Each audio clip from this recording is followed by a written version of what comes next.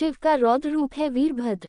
यह अवतार तब हुआ था जब ब्रह्मा के पुत्र दक्ष ने यज्ञ का आयोजन किया, लेकिन भगवान शिव को उसमें नहीं बुलाया। जबकि दक्ष की पुत्री सती का विवाह शिव से हुआ था। यज्ञ की बात ज्ञात होने पर सती ने भी वहां चलने को कहा, लेकिन शिव ने बिना आमंत्रण के जाने से मना कर दिया। फिर भी सती जिद कर अकेली ही वहां चली गई। अपने पिता के घर जब उन्होंने शिव का और स्वयं का अपमान अनुभव किया तो उन्हें क्रोध भी हुआ और उन्होंने यज्ञवेदी में कूदकर अपनी देह त्याग दी। जब भगवान शिव को ये पता हुआ तो उन्होंने क्रोध में अपने सिर से एक जटा उखाड़ी और उसे रोषपूर्वक पर्वत के ऊपर पटक दिया। उस जटा के पूर्व भाग से महाभयंकर वीरभद्र प्रकट हुए।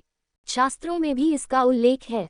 क्रोध सुदष्टिष्टपुट सधूर्जटिष्टा तैद्व हलिष्टोग्ररोचिषम उत्कृत्य रौद्र सहसोत्थितो हसन गंभीर नादो विसर्जता भुवि स्तनुवा स्पृशनदेव श्रीमद्भागवत -4:5/1।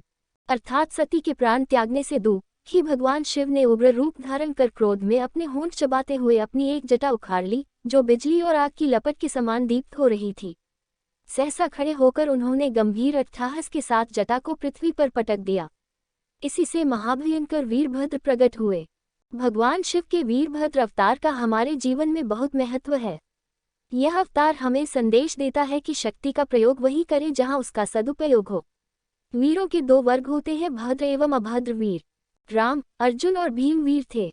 रावण, दुर्योधन और कर्ण भी वीर थे, लेकिन पहला भद्र सभ्य वीर वर्ग और दूसरा अभद्र असभ्य वीर वर्ग है। सभ्य वीरों का काम होता है हमेशा धर्म के पथ पर चलना तथा निसहायों की सहायता करना। वही असभ्य वीर वर्ग सदैव अधर्म के मार्ग पर चलते हैं तथा निशक्तों को परेशान करते हैं। भद्र का अर्थ होता है कल्याणकारी। अतः वीरता के साथ भद्रता की अनिवार्यता इस अवतार से प्रतिपादित होती है।